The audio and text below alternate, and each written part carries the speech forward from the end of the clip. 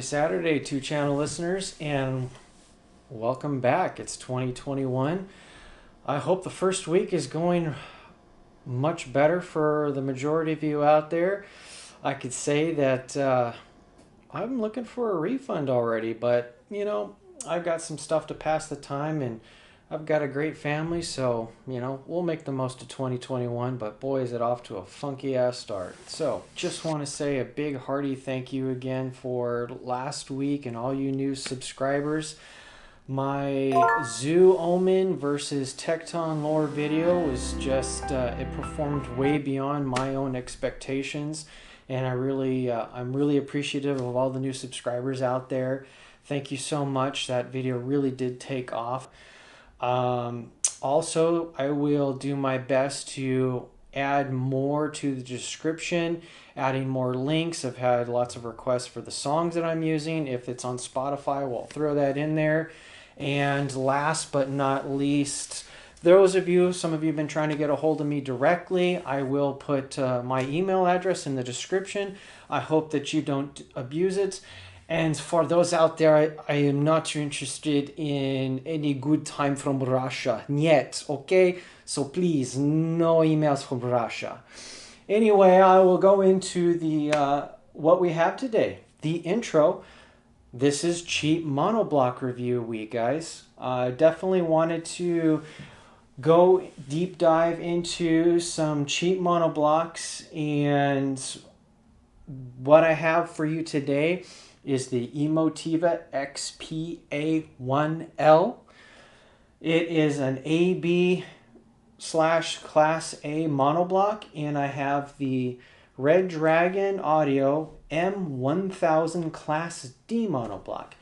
Why these particular two? Well, this channel is about finding the best bang for the buck products to review for you guys out there. Items I personally would like to own, have owned, or continue to own in successive videos for you guys. And it's a testament to whether the build quality or the sound quality or all of the above, and it's just a fantastic product like the Tecton lures. I am not risk averse or averse to reviewing new products. It's just that I've been burned on buying new products. I'd rather let the other guy, take the depreciation hit so that I'm only left over with nothing but the appreciation, if you will. And that's, I was also able to get both sets of these monoblocks for under $1,000, and that's a sweet spot for many of folks out there. And definitely the working class man or woman who wants to, build a really nice system. I was able to get these for $600 a pair, and I negotiated the Red Dragons that I've had for 3 months now down to $850 a pair. So when I dive into the specs, you will realize that, pound for pound, dollar for watt, huge return on investment with these two particular monoblock brands. The other thing is I like that there's a particular uniqueness to these individual brands and these individual models. So getting into the specification side, the Emotiva XPA-1L has this particular unique feature. This is a 250 watt per channel at 8 ohm amp, or it can go down to 4 ohms, give you 500 watts, and there's another or you can use this front switching for a Class A bias. You switch this into its Class A operation, and it's supposedly going to give you up to 35 watts in strict Class A performance before the AB side of the amp switches over. Having said that, I did find a gentleman who did a pretty thorough bench test of this amp that really helped confirm some of my own experiences with it while listening. And I will dive into that in the listening section of this review. However, I put the link to his blog, and you guys can do a deep dive and look at the specs and the bench tests that he ran. really helped clear some of the mud up for me as far as, what is Class A operation, just how, how nitty gritty is it with the use of the wattage. These, once you switch these into Class A, they're running at 220 watts, idle power. When you've got that times two, I also happen to have an infrared gun, and I took some photographs for you guys. In just Class A, B operation, it ran 100, basically would go up to 105 degrees. Switched into Class A, 30 minutes later, these suckers would get up above 130 degrees. And that's just hitting the top plate with the infrared gun. I didn't go out on my way to actually go in between the vents to hit the actual heat sinks themselves, which absolutely were above 140 degrees themselves. So pretty hot to the touch, and not, just not really recommended if you have kids. I'm in a small apartment, so there was kind of an impracticality to continue to listening to them in Class A, plus some other things that I'll disclose later on. I'm sorry. Dampening factor 500. Recommended minimum impedance load is 4 ohms on the spec page for the Emotiva.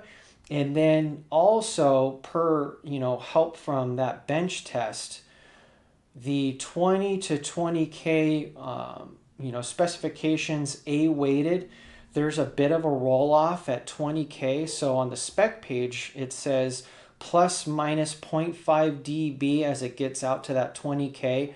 The bench test kind of says otherwise. It actually will roll off more at a negative 2 dB as it got to the 20K hertz operation. From a non-weighted spec on the page, it says it runs from 10 hertz all the way to 80 kilohertz or 80,000 kilohertz.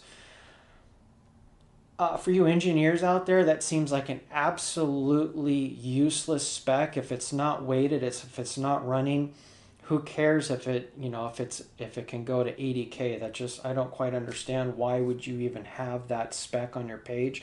Nobody uses that. It's not it's not an operation spec, so it's just strange to have that. But nevertheless, that's out there. 4 ohm nominal run. Doesn't seem like it's very friendly for electrostatic speakers out there. In YouTube land, if you're using these monoblocks with electrostatic speakers or really inefficient speakers that dip down into the 3 or 2 ohm range, leave me a comment. Let me know, what your experience has been with these Emotiva monoblocks and trying to use some really low impedance speakers. The Red Dragon. So the Red Dragon company, it was founded in 2005, and it's basically it started out with their super kind of, in my mind, kind of expensive Class D monoblock amps. They were called the Leviathans.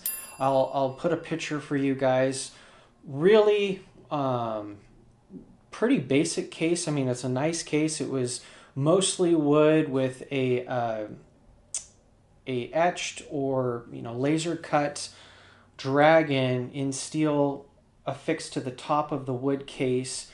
Not even a single light on the front of it. No, no lithograph, no kind of monograms or anything on the front of it. So you really didn't know when they were on. All the switch gear was on the back. It's expensive. Again, this is me talking at $6,000 for what's still that same B&O Class D module, same specs. 550 watts at 8 ohms, 1000 watts, or I'm sorry, 1100 watts at 4 ohms. These can run down to 2 ohms, stable at 2 ohms, and also they are, the gain was 27 dB gain, as well as a dampening factor of 1000. So just really a spectacular module for using with electrostatic speakers. Now the Leviathans, when they were released at $6,000, much later Red Dragon in 2010 came out with what was the Mark I M1000 and M500s, and that's when B&O had two different modules at that time. They had the lower end 250 watt and 500 watts Ice modules. The M1000s, they run with, again, that same ASP 1000 B&O Class D module. I will put a link in the description to the 28-page specification, how to use it or how to implement that module into an amplifier. Lots of good information in there. Kind of hard to follow some of the graphs. It doesn't look like they're using standardization very much, but at the end of the day, there are so many other companies that have used or do still use the Bang & Olufsen 1000 module that the specs differ very little from company to company. And more importantly, I think it's of note that Wyred4Sound, they're a direct-to-consumer company. They use those in their SX-1000 and the SX reference or SXR 1000s. Those can be had for $3,300 a pair, or more disappointingly, my once coveted Bel Canto reference 1000 monoblocks that again were $5,000, uses exact same module, no tweaking whatsoever, until they got to the reference version where they started to tweak the power supply and they went with a different board for the power. And I will put a quick little picture for that of what that looks like. But nevertheless, across those three brands, you will see that this board is pretty much unmolested or untouched or unmodified across the three different monoblocks. And so to get these, which when these were released in 2010 were $900 per unit or $1,800 a pair, that is a friggin' bargain, especially when you compare it to the fact that the unadjusted reference 1000 Bel Cantos were $6,000. Bar none. Really happy that I got my hands on this. These are low serial number versions that I have. I have serial number 28 and 29. I'll just dive right immediately into the fit and finish. As far as I'm concerned, I think this version, the Mark I's, are very handsome. I really appreciate the plate that they put on it with the etched or the monogrammed on their Dragon. My wife teases me that when the little red dots on, that these look like Rudolph the Red-Nosed Reindeer amps to her. I've kicked her out of the room several times for saying that, but nevertheless, these are solid. These are 14 pounds, and what's interesting is the sides of them. It's actually a poly, so it's a little bit of a poly case around the steel, and it gives it a nice dampening factor. So there's good there's some vibration control built into these cases, and very impressive fit and finish for what's basically a $900 unit. And it has the Carter's binding posts. I personally like these. I have Spade speaker cables, and it locks into there, and you can tighten them clamp them down very well. And I also prefer to run in balanced mode, so I do not have this one does not have the RCAs. It's just came direct from the factory. The later Mark II versions, they did have the switch, as does the Wyred4Sound and the Bel Cantos, for running just the RCA single-ended. Really, even at $900, I think that was a huge bonus, budget bonus for everybody out there. Probably, I might have bought them brand new back in 2010 had I been aware of them, and I was new to audio then. Very I'm impressed with the fit and finish. I like it. It fits me. I like the design. I did not like what they did with the Mark IIs. I thought it got a little bit too cost-cutting for me. I'll put a picture for you guys there. Went to a very standardized aluminum case. You could choose it in black or silver. Very plain rectangular shape, and it just, the cost cutting looked quite obvious at that point. Granted, they did drop the entry level prices down another $100. I believe, yeah, they actually, you could get the base M1000 Mark II version for $699, and so at $1,400 to have basically 1,000 watts per channel, I guess you can't complain about having a cheaper case. But nevertheless, I prefer the Mark Ones. I just think it's a lot more handsome design. Last week I reached out to Red Dragon Audio. I have yet to hear from them. They basically posted, their last posting on Facebook was April 20th of last year. In that posting, they said that they were working on a Mark III version. Their website says everything is sold out right now. Most people on some of the forums are saying that they're out of business. I don't know. Red Dragon, are you still in business? You said that you're working on Mark III, but yet your page is pretty Spartan and there's nothing available right now. Did you guys surmise to COVID? Would like to know. I think you guys make a great product, and it'd be awesome if there was a Rev 3 out there to review for a future date. Nevertheless, moving on to the Emotiva Fit and Finish. This was released early 2012-ish. They did not last very long. There was a Mark II version, which just basically changed the faceplate up and altered the aesthetics mainly of this. Released for $699 per unit, $1,400 for the pair, or later in the Mark II version they dropped them down, and I believe it was $599 a unit. So again, 250 watts per channel for Class AB power. That is a steal. Really, when you think about it. Now, there had to be some very cost-cutting, conscientious decisions when producing something of this size that you would purchase for $1,200 to $1,400. This still does have that 450 VA transformer in it. I took a picture, I put one of my CDs on top of it just for scale.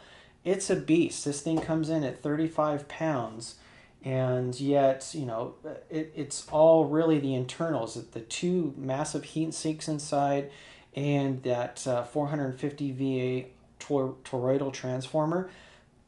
Yeah, I have that on top of there, but the case is very thin. There's not much on the back. You do have a choice for single-ended or balanced operation. Decent binding posts. They're far apart from each other, so there's no issues with speaker cables connecting to them. The front of it, for $600, I'm gonna say, you know what? It works. It works, and what I appreciate about the front of it is that you do have the 3 different lights. So when it's just sitting in idle and it's off, you have the nice little orange amber glow to it. When it's fully functional, you have the nice blue light to it, plus the the little power button lights up blue as you have the blue LED in there. And then when you trip the circuit, or the protection circuitry gets tripped, it has a red light, and you know that there's an issue. Compared to the Red Dragon, it's either it's on or it's off. There's no, you don't know one way or the other. So I do appreciate that you have the 3 different lights of operation with the the Emotiva XPA, and basically most of the Emotiva line follows that same format. The serial number, when you're 5 feet away from it or sitting across the room and you look at it, for some reason for me, it's reminiscent of the old Brothers, the punch tab tape that spits out when you're marking everything around the kitchen, and it just, I think if that was moved to the back, albeit it's actually nicer in person, it is a little plate and it does have these little screws, so it's, you know, it's affixed to the front of it and it's flush, but from a few feet away it looks a little cheesy. That's a very minor quibble. I'm looking for some seriously minor quibbles on this for what you're paying for $600. I've heard and I've looked at some of the forums that some of them have shown up damaged, or the fit and finish was off, or something didn't line up. However, you know, the prior owner to these, he's had them. They've operated beautifully with him for many years. I've seen in other forums that these just continue to perform for their owners. At the end of the day, $600 to get 250 watts a channel. How can you complain, right? At the end of the day, $600, you know, available out there. Again, guys, use Hi-Fi Shark. I keep saying it. You want to know how to find some of the best deals out there. You go to Hi-Fi Shark, you type in the particular brand and model that you're looking for, and it's going to aggregate all of those. You will see eBay, US Audio Mart, Reverb, and I know I'm forgetting one, but basically it's going to take, you know, it won't work with Craigslist, but it's going to take from all these other websites where particular products are listed, and it'll feed that directly to your email the very next morning. That's how I keep up with a lot of the stuff that I want to find. It helps cut down some of the time for me when I'm looking for specific models and I don't want to have to go to 5 different websites every single day to be the first one to jump on something. So I use Hi-Fi Shark for, you know, all of my, you know, searching. So how do they sound, guys? Well, here's kind of how I ran these through the sound tests. I have the Tecton Lures, as you know. They're the king budget speakers that I have that continue to live on through all the different videos, and they have not been dethroned yet. So I ran both amplifiers to the Tecton Lures as my first round of tests. Mostly used my Denon 3930 SACD player, and used the Norah Jones, Elton John, and for just the regular red book I used this Johannes Brahms and Franz Schubert, the Allegro Moderato. So, you know, using these test CDs, didn't dive into Amazon HD whatsoever, just strictly back and forth with the CDs. I didn't spend too much time with the Tecton Lures with these, you know, super high powered monoblock amplifiers. You know, the Tecton really, they're good for revealing some of the, you know, the higher frequencies and, you know, some of the bass, some of the control, but as a 98 dB speaker, it's super efficient. You know, these things are just sitting there going, what are you doing? You know, give me something to work for. And that's where these badass Alta IOs come into play. So these rather decent sized bookshelf speakers, these are 89 dB at 1 watt. They're 4 ohm nominal, and definitely could start to push the power a bit into these particular speakers. The minimum requested is 50 watts per channel, so that, you know, that's a healthier request for, you know, a bookshelf speaker. And I did the majority of my listening switching the amps back and forth with the Alta IOs, which will be next week's review.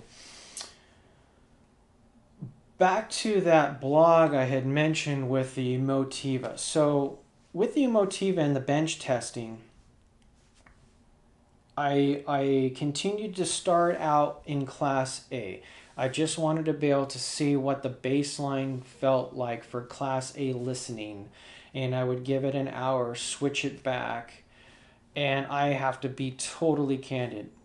At no point at any time with both speakers did I hear any difference whatsoever.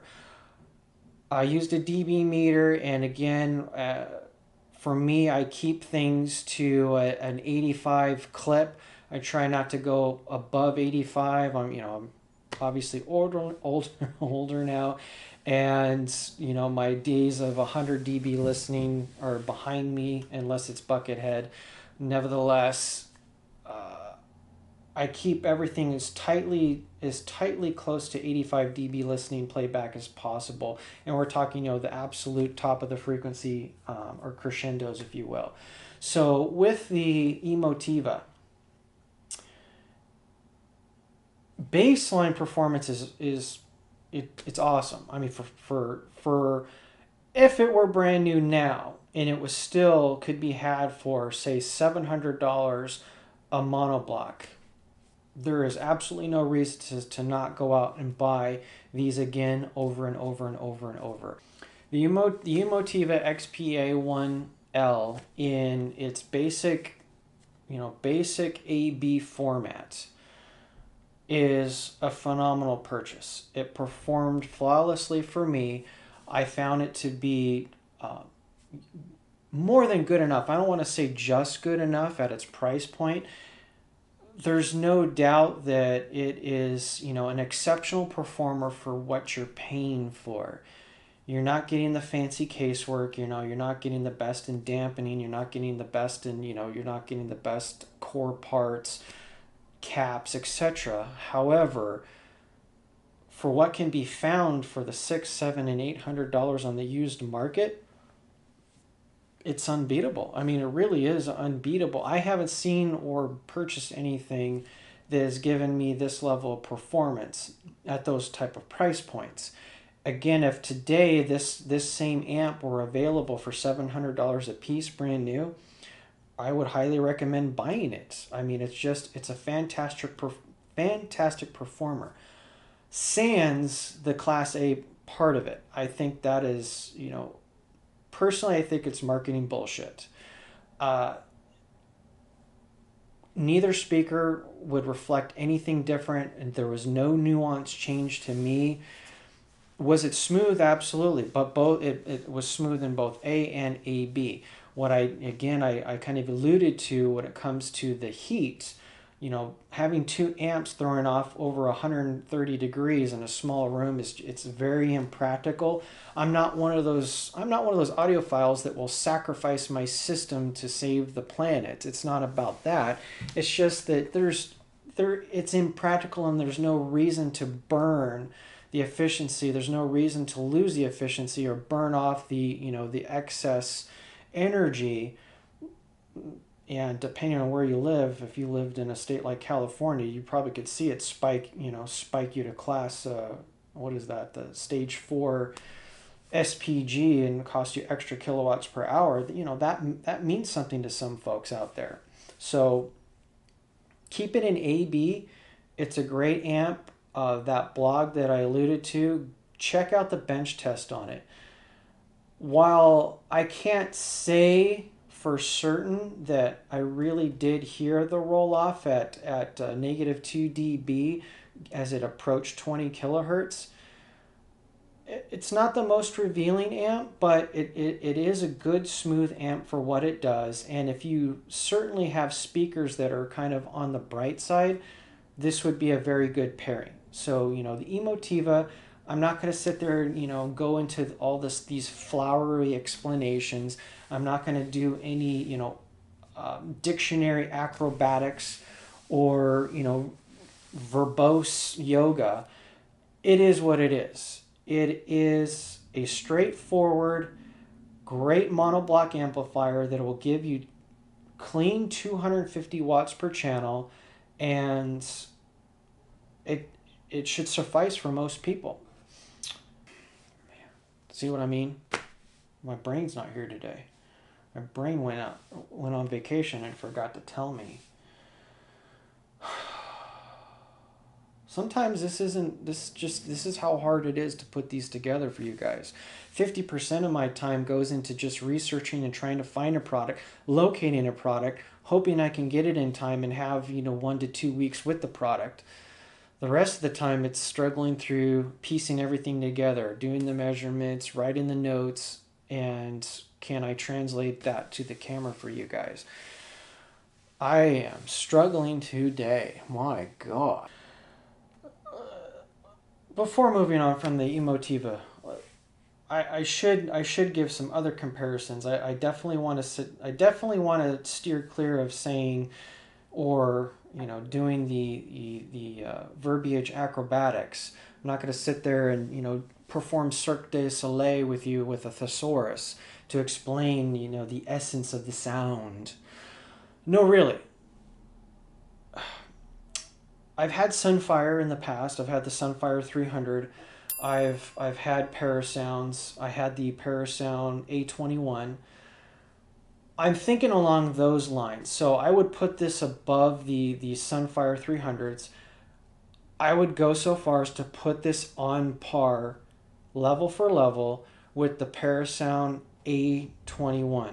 That's going to probably not make a few folks happy, but, again, they're really similar. There's really similar power, really similar in their specs. The John Kroll design in the Parasound, it gives the first 10 watts, I believe, in Class A, but it's not switchable. You can't do anything about it. It's there or it's not, and it does the handoff as you crank up the dial.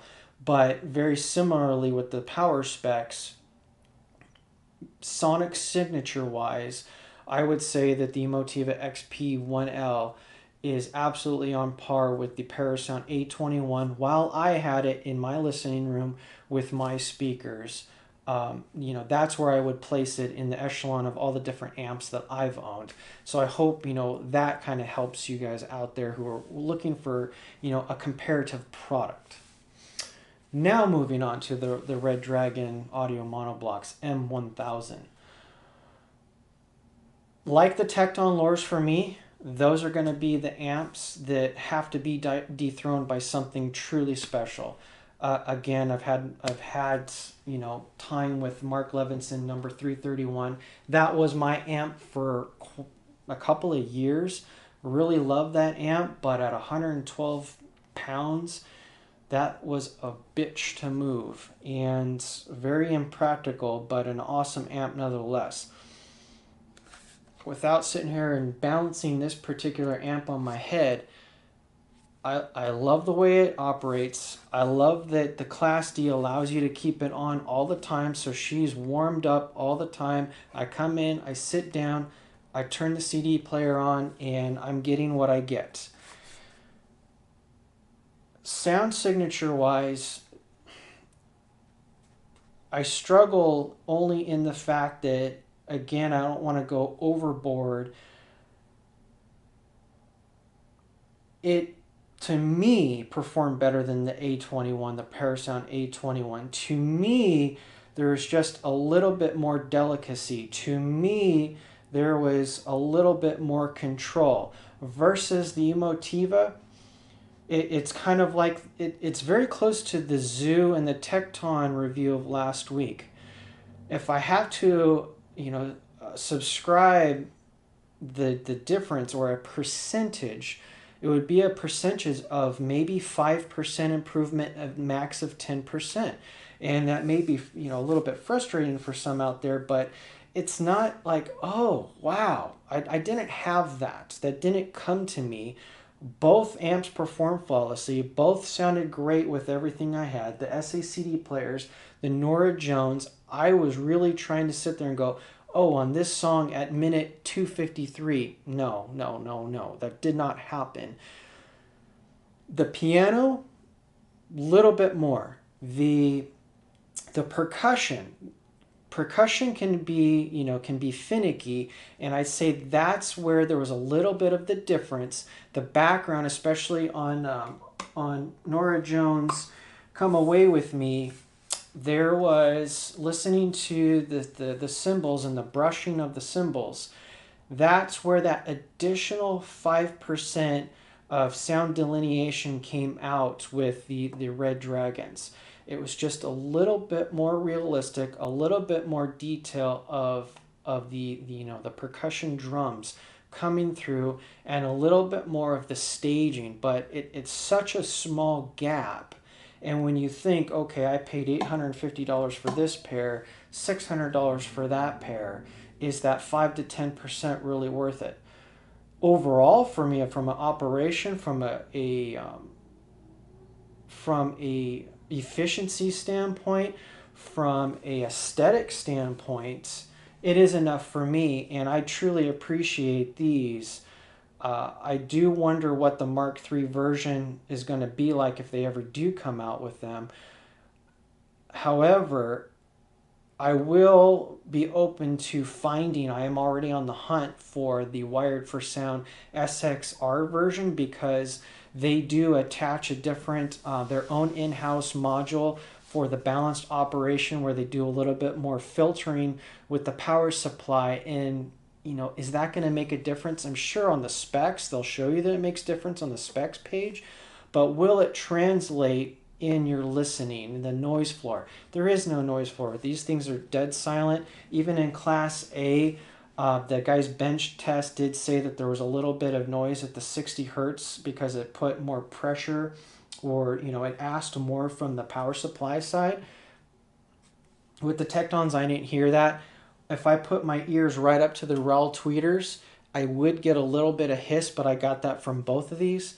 That could be any number of things in my system. I'm in an apartment, not necessarily the cleanest electricity, who knows? None of that translated into the listening. None of that translated into anything that I in the real world could hear at my 8 feet from the speakers. So, you know, take that for what it is. There is no clear winner here. Anybody who can get these at those prices is a winner and has a very rock solid foundation for your 2-channel rig. And with that, I would say, you know, bravo to both for what they've accomplished at their price points. You know, I'm not gonna win any arguments with the Bel Canto folks, other than, you know, to me, you paid $4,000 more for the same damn thing. Ouch. That is what it is. I'm not beholden to any of the manufacturers. I'm the used guy. So, you know, again, take that for what it is. I can say that I don't have to, you know, appease any particular manufacturers. All right then, this boy, he's out to lunch, I tell you. My God, where are you going, son? You better get your shite together. What's going on today? I don't know. Whew. Next week, the Alta IOs. I will be reviewing those for you guys.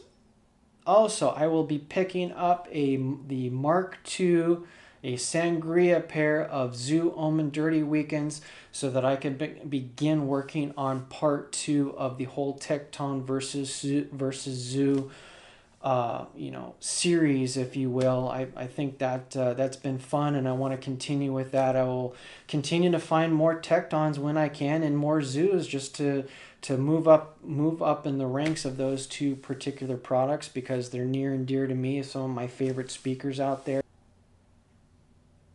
You know what, guys? I give up. I give up today. I'm done. My brain's not working. It's time to cut it here. Until next Saturday, I wish you well. Thank you for the support. Thank you for the great comments. And I need to regroup and come back to this another day.